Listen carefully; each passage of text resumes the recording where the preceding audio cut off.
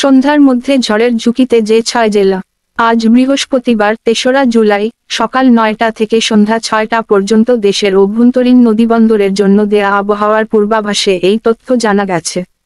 এতে বলা হয়েছে খুলনা, বরিশাল, পটুয়াখালী, নোয়াখালী, চট্টগ্রাম এবং কক্সবাজার অঞ্চলের ওপর দিয়ে ঝড়ের আশঙ্কা রয়েছে।